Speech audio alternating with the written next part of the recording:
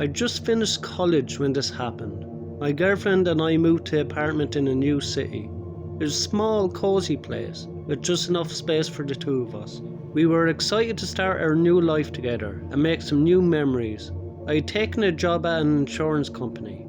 It was not my ideal work, but my student loans were larger than I cared to admit. So I took the highest paying job I could find. My girlfriend hadn't found work yet, but she was looking.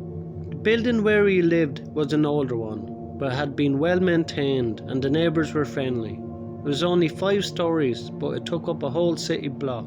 It was like a big U shape, with a parking lot in the middle. We were on the first floor and our view was nothing to brag about. There was other people's windows facing ours in pretty much all directions. It was like we were on display for the rest of the building. We quickly settled in and started to feel at home, but after a few weeks I started to feel like something was off. One day when I was cooking dinner, I noticed that one of the blinds in the apartment across from ours was open, by just a little crack. I could see the small silver light coming through, almost like a camera lens or binoculars. At first I brushed it off, thinking that was just a coincidence. But it happened again the next night, and then the next night after that. I felt like I was being too paranoid at first. It was very subtle. I really felt like somebody was spying on us. I would catch glimpses of movement from behind the blinds, and as time went on I became convinced that there was someone watching us through the window. I talked to my girlfriend about it, and she agreed that it was strange and that we should do something. We decided to talk to the landlord about what was going on. We described our concerns and asked if he knew who was living in that apartment across from us. The landlord refused to get involved because we didn't really have any solid evidence. It was really just our feelings at the moment. One night my girlfriend and I were staying up late watching TV, and at around midnight the blinds in that apartment across from us suddenly opened, and we could see a shadowy figure inside. It was the first time that we'd seen who was in that apartment. We stood there at the window peeking through the blinds, and eventually the light in the other apartment turned on. We recognised the guy. I had seen him around the building, but we never really talked. He was about 30 years old with dark hair and thick glasses. He had that kind of face where it looked like he wasn't even capable of smiling. I'm not sure how else to describe it. It's just a constant frown. He was looking right at us. No doubt he knew we were there. The next night my girlfriend and I were sleeping in our bedroom. Our bed was right next to the window and we always kept the curtains shut. I woke up to the sound of tapping on the glass. I sat up in bed. My girlfriend was still asleep. I slowly peeked through the curtains and sure enough that neighbour of ours was standing there. Dim light from the building fell upon his face, creating a truly frightening appearance. I closed the curtains as fast as I could and grabbed my phone. I called the police and explained what had happened. They sent an officer over, but our neighbour was gone by then. We filed a report and told the landlord. The next day, terrifying as the night was in a way, it was really a relief. Until then, we felt like we were going crazy. Whenever we tried to explain what was happening, it seemed like it all could be in our heads. But what happened that night? There was no doubt that the guy was a weirdo. We packed up our belongings and moved to a different part of town soon after. I still have no idea what happened to that neighbour of ours. I think he should be charged with stalking or something, but we didn't follow through with it. Our new apartment was a fresh start for us, and we were grateful to be able to put that experience behind us. We made sure to pay a little extra to get a place on a higher floor.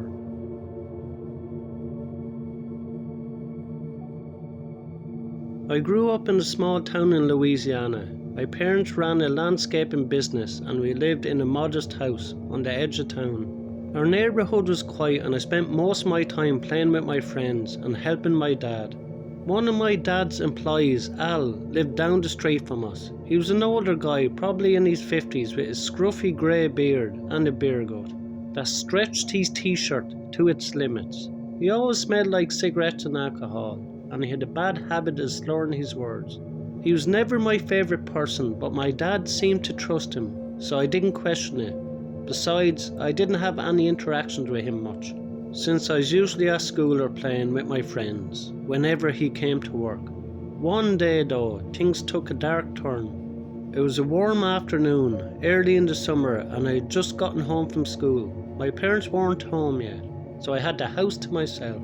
I was planning to spend the afternoon playing video games and snacking on junk food, but then there was a knock on the door. I peered through the window that was next to the front door, and I saw Al standing there, on our porch, looking dishevelled. My parents had always warned me to be cautious about strangers, and Al definitely fit the bill, although not technically a stranger. But I thought he deserved the same treatment. But then Al spoke, and his voice was slurred and shaky. "Hey there, little buddy. How are you going?" I didn't like the way he called me a little buddy, like I was a child or a pet, and I tried to be polite. I opened the door, but looking back, I can't explain why. I guess I just didn't have the confidence to tell the guy to screw off. "It's going okay," I said. "What do you need, Al?" His eyes flickered around nervously, like he's trying to come up with an answer on the spot. "Oh, nothing much," he said. "He just wanted to say hi and maybe show you something cool." But something about the way he said "show you something cool" didn't sit right with me. I wanted to slam the door in his face and call my parents, but I didn't want to risk getting him angry. "I don't think my parents would like that," I said, trying to sound firm, but not confrontational. Al's eyes narrowed. "Come on, kid," he said. "Don't be a square. It will just take a minute, I promise." I shook my head no. "Sorry, I can't. Maybe another time." Al's expression darkened, and he took a step closer to me. He was standing halfway in the door now. I couldn't even close it if I wanted to. "Listen, kid," he said. "I think you're going to like what I have to show you. And if you tell anyone about it, I make sure you will regret it." My hands were shaking now, and I felt a wave of panic wash over me. I knew I had to do something, so I took a deep breath and pulled out my phone, dialing my dad's number as quickly as I could. "Hey Dad," I said, "Al's here and he's acting weird. Can you come home?" My dad's voice was calm and reassuring. "Stay put," he said. "I'm on my way." I hung up and looked back at Al, who was now standing in the doorway. His eyes locked on me. "What's going on, kid?" he said, his tone shifting from menacing to almost pleading. "Why are you calling your dad?" I took a step back and clutched my phone tightly. "You need to leave," I said, trying to sound braver than I felt. Al said, "Fine. You'll regret this, and your whole family." He turned and stumbled down the steps, disappearing around the corner of the house. I watched him go. I was relieved, but still really scared. A few minutes later, my dad pulled into the driveway. I ran outside to meet him. My legs were wobbly with relief. "What's going on?" he asked. I could tell he was furious. I told him everything, my words trembling, out in a rush. My dad listened patiently, and his face was growing angrier by the second. "That piece of crap," he muttered. I knew he was trouble. My dad marched over to Al's house, still wearing his work clothes and carrying his heavy boots. I trailed behind him like a lost dog.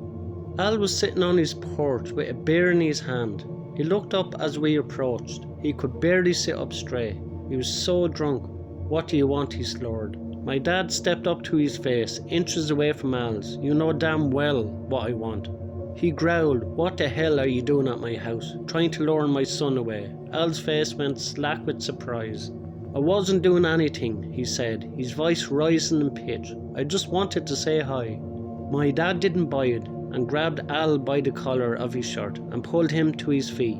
"You're done," he said. "You're fired. If you ever come near my family again, I make sure the whole town knows what kind of scum you are." Al stumbled backwards, tripping over his own feet. He fell onto the porch and spilled his beer onto the ground. My dad turned on his heel and stormed back towards our house, leaving Al spluttering and cursing behind him. The whole incident really scared the crap out of me. I couldn't stop thinking about what might have happened if my dad hadn't come home when he did. What if Al had managed to grab me and pull me into his house? I don't even know what the guy was capable of. My dad tried to reassure me and told me he would always be there to protect me, and that Al was just one bad apple in mostly a good town. It's still really creepy knowing that he was living so close. For a few weeks after the incident, I didn't sleep so well. I kept imagining Al lurking around outside our house, waiting for his chance to get me, but gradually as time passed and nothing happened, I began to relax. I still avoided Al when I saw him around town, but I didn't feel like I was in any danger. A few years later, Al's health declined and he was moved into a care home. I never saw him again after that. A young family moved into his house and they were really nice. I never told him who Al was and what he tried to do to me. I wouldn't want to know if I was living in that house.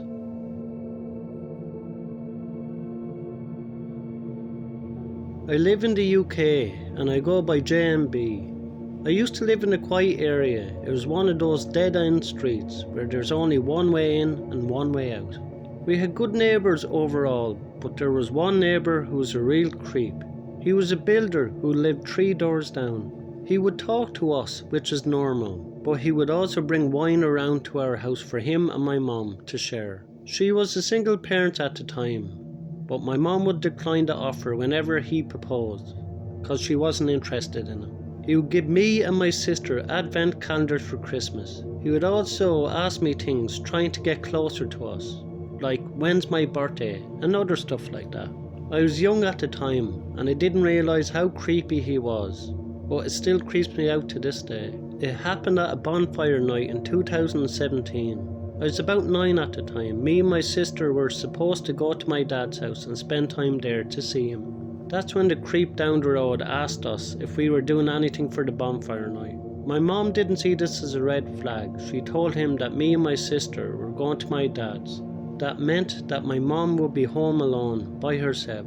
Later that day I decided to stay with my mom instead, so she wouldn't get lonely. When night came, my mom and I went to her friend's house. There was other kids my age there, and we all got on well. We had fun running around and doing stuff that kids do. It was about 1 in the morning when me and my mom went home. We went straight to bed. I woke up with the sound of something, but I wasn't sure what it was. It was still dark outside, which made me more confused. I opened my bedroom door and I saw a person walking through my house. At first I thought it was my mom because I couldn't see who it was and they didn't react to my door opening. The layout of our house was that there was a bathroom at the top of the stairs, in my sister's room and my mom's room, and then my room at the end of the hallway. I thought it might be my mom coming back from the bathroom and the flush of the toilet woke me.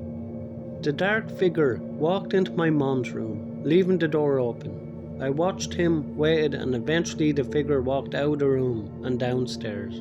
Then my mom walked out of her room and into my room and called the police. She was looking outside my window, but she didn't see anyone. The police arrived 5 minutes later, and there was 2 of them. One of them was asking questions and the other was looking around. The policeman who was looking around said that the back door was broken, probably with something like a screwdriver. My mom said that she woke up to a figure standing over her. She thought it was me, so she said my name, then the figure walked out calmly.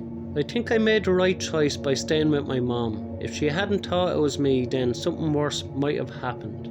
After that, our creepy neighbour didn't speak to us again. I had my suspicions about him, but he was a builder and obviously he had access to tools that could break a simple door lock, and he had a thing from my mom in a creepy manner. He lived a few doors down, so he could have gotten away before the police arrived.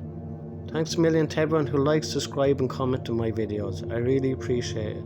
If you enjoy these 3 stories, you will enjoy the next 3 stories in the box above. Thank you.